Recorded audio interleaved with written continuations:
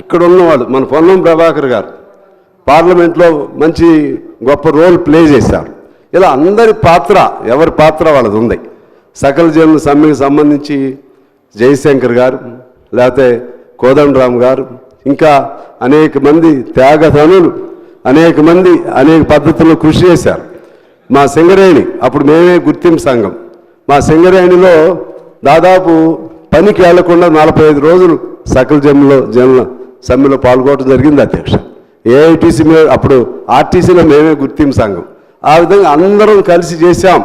అందరం కలిసి చేస్తేనే ఆనాడు తెలంగాణ సాకారమైంది. సాకారం అవటంలో సోనియా గాంధీ గారు భిన్నాభిప్రాయంతో ఉండి లేకపోతే కుత్సితమైనటువంటి ఆలోచన చేస్తే తెలంగాణనే వచ్చేది కాదు.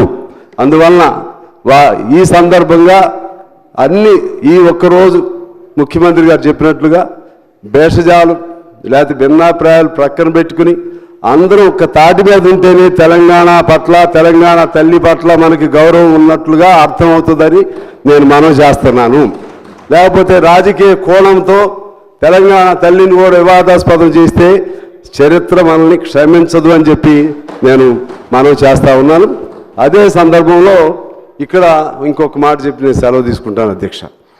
ఈ తెలంగాణ ఇప్పుడు జరిగినటువంటి మలిదశ తెలంగాణలో విద్యార్థులు అనేక మంది ప్రాణత్యాగాలు చేశారు, యువకులు అనేక మంది ప్రాణత్యాగాలు చేశారు. అనేక మంది పైన 100 కేసులు ఉన్నాయి. మా విద్యార్థి నాయకుడు స్టాలిన్ అనే అబ్బాయి మీద 250 కేసులు ఉన్నాయి. అందరూ త్యాగాలు చేశారు మలిదశ ఉద్యమంలో. కేసీఆర్ గారి నాయకత్వాన్ని కోదండరామ్ గారు కూడా అంగీకరించారు, తప్పేం లేదు. అప్పుడున్న పరిస్థితుల్లో అంగీకరించడం జరిగింది.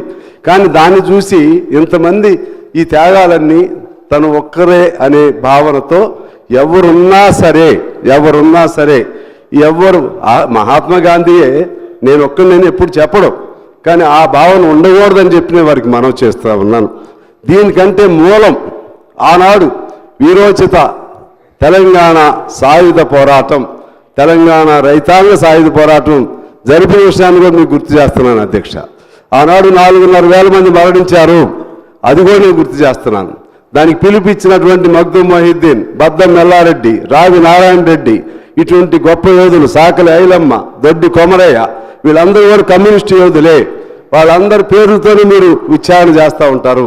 వారందరి త్యాగాలతో ఆనాడు హైదరాబాద్ సంస్థానం నుంచి తెలంగాణ విముక్తి జరిగింది.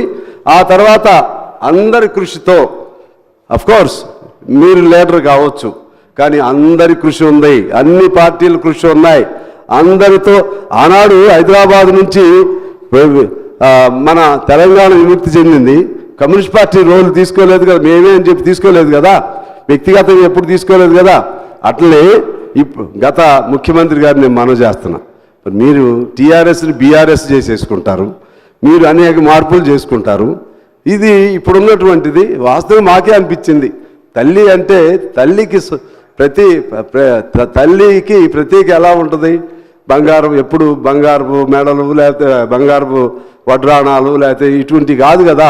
సామాన్యులకు అందుబాటులో ఉండే రూపమే తల్లి రూపం. హస్తం అంటే వారు అభయహస్తం ఉన్నారు, నేనేం ఆశీస్సులు అంటున్నాను. ఒక తల్లిగా ఆశీస్సులు ఇస్తా ఉన్నారు.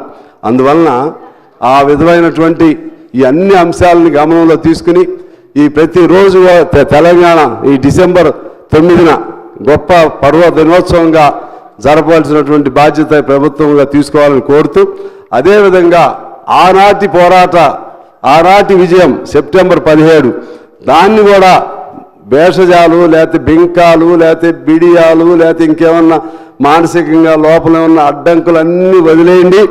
అందరూ అంగీకరిస్తున్నారు దాన్ని కూడా అధికారికంగా చేయమని చెప్పి నేను మిమ్మల్ని కోరుకుంటూ మీ ద్వారా అధ్యక్ష మీకు హృదయపూర్వక నమస్కారాలతో సెలవు. Thank you.